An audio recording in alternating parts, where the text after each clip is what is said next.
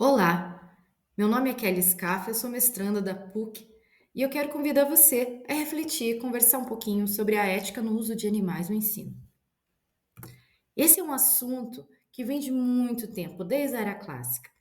É uma conversa entre o progresso da ciência, tudo que ela pode fazer em favor da humanidade e da natureza e do meio ambiente, e até mesmo da cognição do homem, versus o cuidado animal, o direito animal, a possibilidade de nós nos tornarmos cada vez mais insensíveis com o nosso próximo, não só em relação à humanidade, mas em relação a outras espécies.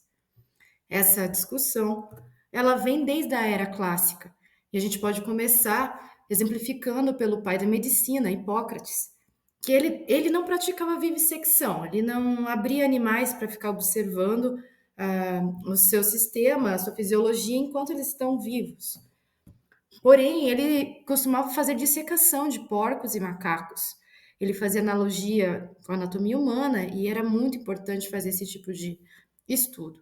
Assim como ele, também existiram na escola de Alexandria Erasístrato e Herófilo, que eram outros fisiologistas, anatomistas, que descobriram coisas importantíssimas do ser humano, da anatomia humana, através de dissecações e vivissecções.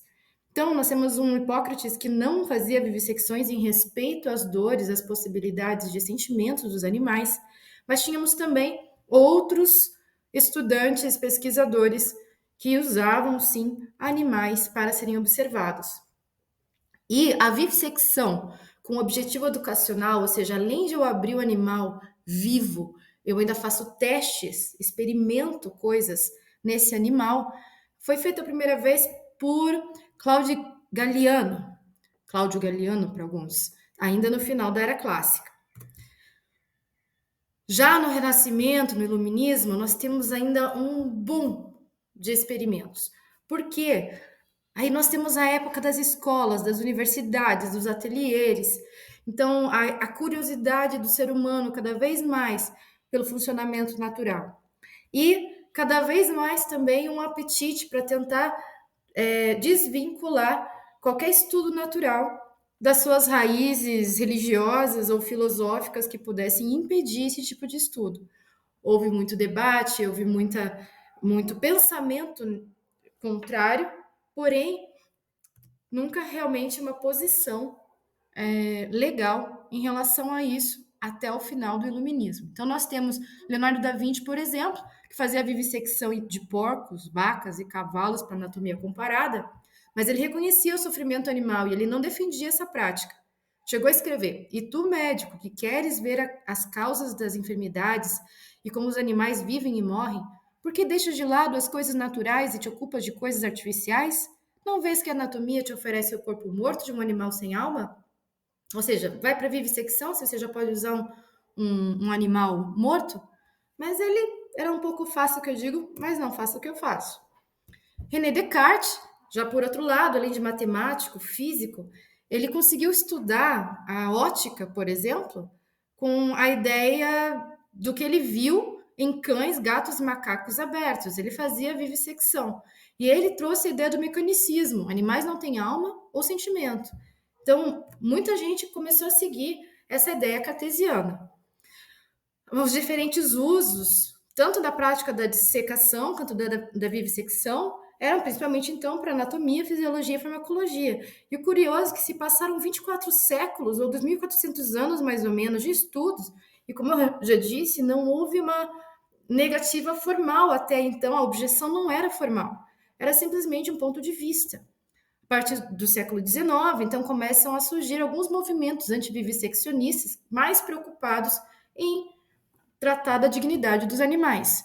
Então, alguns filósofos, alguns teólogos também, a linha dos franciscanos, muitos artistas, cientistas, alguns livros também foram publicados e os debates foram ficando cada vez mais acirrados nos Estados Unidos e na Europa a partir do século XIX.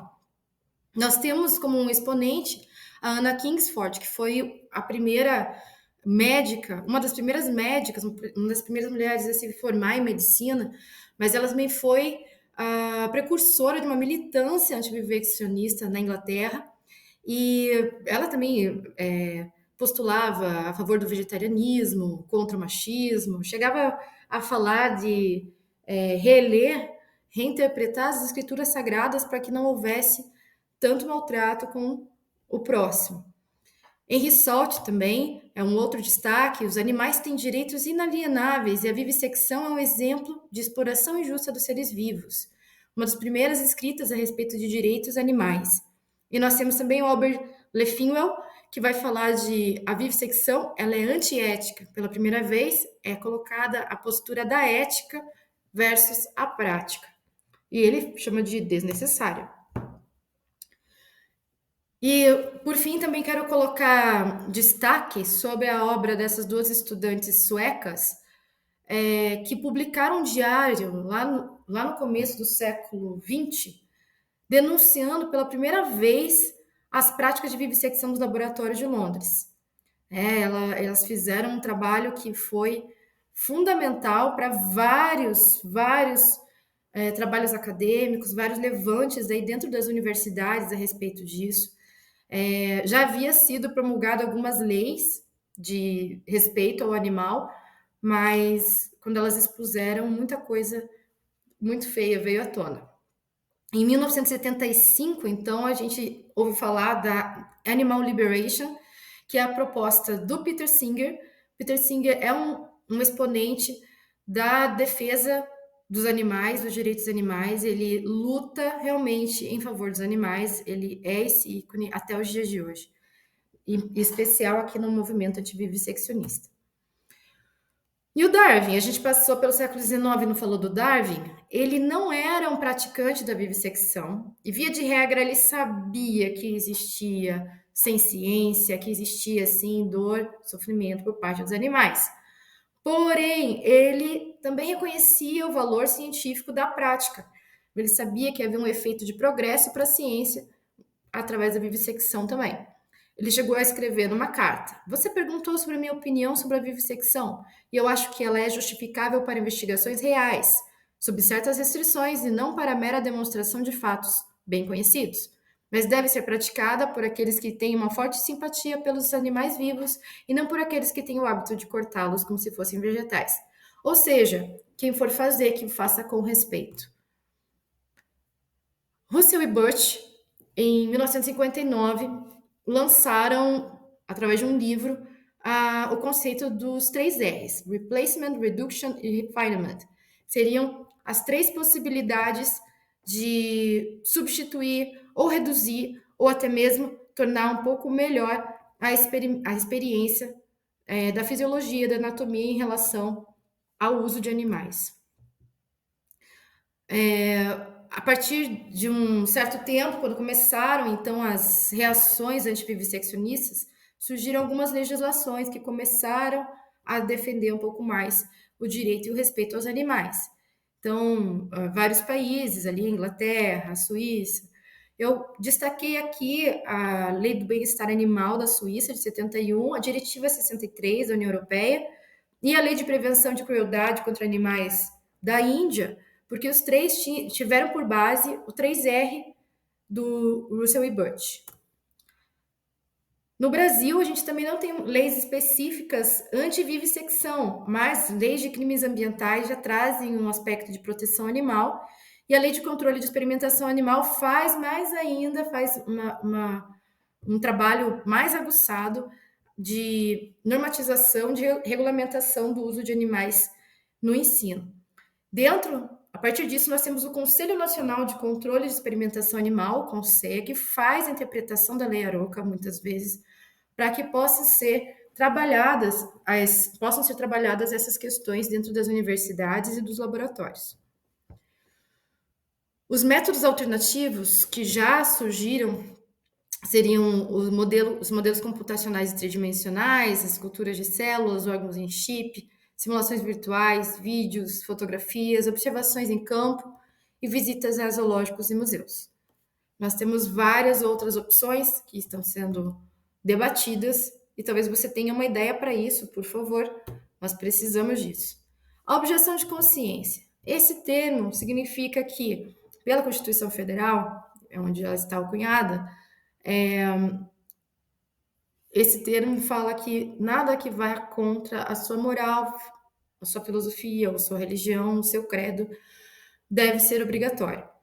Então, uma vez que você queira se recusar a participar de aulas que façam uso de animais, você pode. A Lei Arouca protege isso, fala que estudantes universitários não são obrigados a tomar parte diretamente dessas atividades. E a resolução normativa do Conselho, número 38, muito importante, também vai falar que o estudante que quiser manifestar sua objeção precisa solicitar à instituição de ensino a sua dispensa sem acarretar nenhum ônus na formação acadêmica.